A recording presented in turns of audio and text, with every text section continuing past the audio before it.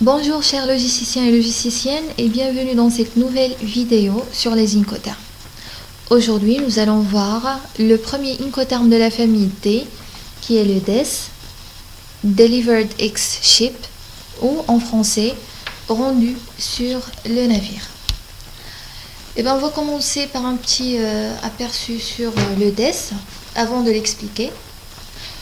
Donc DES, il appartient à la catégorie des Incoterms dites vente à l'arrivée et il est exclusivement maritime, donc vous n'avez pas le droit, comme je l'ai dit auparavant, de l'utiliser dans les autres modes de transport, aérien, ferroviaire ou routier. Et maintenant on passe à l'explication du DES. Donc je vais vous donner avant une petite information qui est essentielle à propos de cette famille-là. Donc dans la famille D, l'assurance n'est pas obligatoire. Et bien vous allez me dire pourquoi elle n'est pas obligatoire. Et bien la réponse c'est que tout simplement c'est parce que la marchandise appartient au fournisseur. D'accord?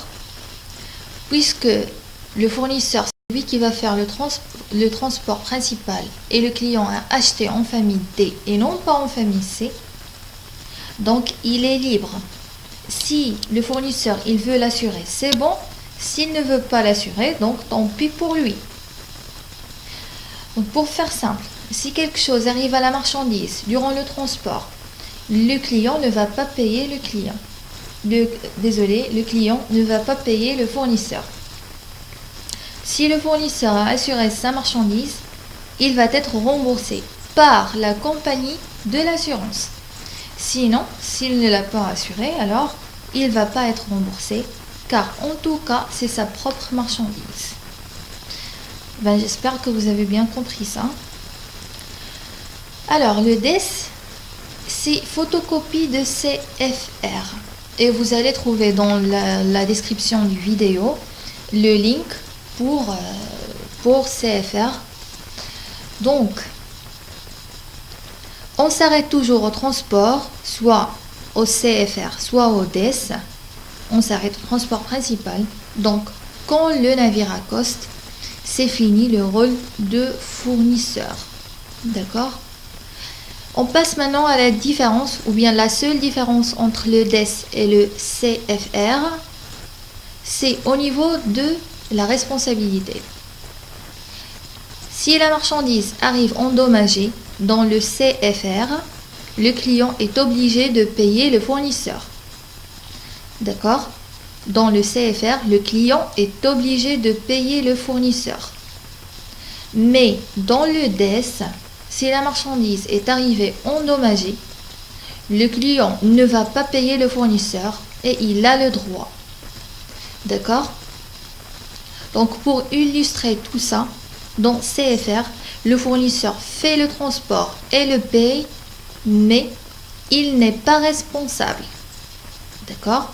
Le client, il est obligé de le payer. Soit la marchandise est arrivée, soit quelque chose a passé à la marchandise durant le transport. D'accord? Et dans la famille D, ou bien dans le DES, le fournisseur fait le transport et le paie et il est responsable. Si quelque chose arrive à la marchandise, le client ne va pas le payer et il a le plein droit de ne pas le faire. Donc voici un tableau qui résume le tout. Donc dans le DES, qui est à la charge du vendeur, c'est l'emballage, le préacheminement, les THC, les formalités douanières à l'export, le chargement de transport principal et le transport principal, et il s'arrête là. Et tout ce qui reste, c'est à la charge de l'acheteur. Merci beaucoup pour votre attention et au revoir.